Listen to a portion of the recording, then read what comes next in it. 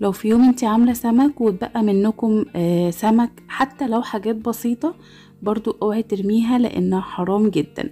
هنشوف مع بعض هنعملها يلا ازاي. بسم الله. اول حاجة هنجيب كمية حلوة من الزيت، وبعدين بصل متقطع وسط او كبير، يعني ما يكونش صغير.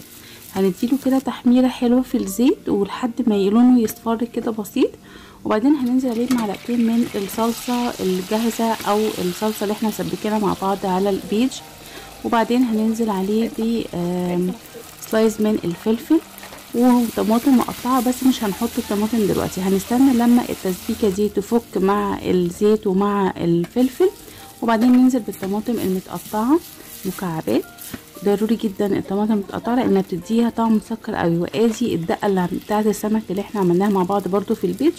وده كرفس، هنحط معلقتين من الكرفس يعني شبه ضروري في الوصفه دي لانه بيفرق قوي قوي في الطعم. لو مش موجود الكرفس ممكن نحط كزبره، بس الكرفس الطعم بتاعه اعلى.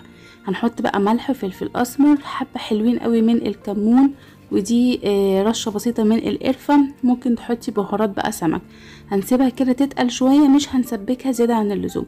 وهنجيب السمك بتاعنا اهو اللي باقي مننا، وهنجيب الصينيه وهنرص طبقه من التسبيكه اللي احنا عملناها. التسبيكه مش هننشفها قوي، هنسيبها خفيفة سنة.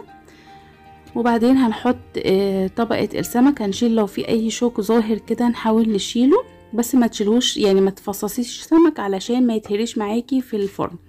هنحط بقى طبقة من التسبيكة تاني على الوش، وندخلها بقى الفرن تاخد تحميرة كده وتسبيكة حلوة في الفرن. وادعولي على اجمد طاجن سمك ممكن تاكلوه، تحفة تحفة تحفة تحفة. ممكن تعملوه كده من البداية، يعني ممكن السمك تجيبوه تقلوه وتعملوه طاجن كده من البداية. مش قادرة اقول لكم ان التسبيكة اصلا والصوص بتاع السمك ده طعمه لوحده حكاية حكاية بجد.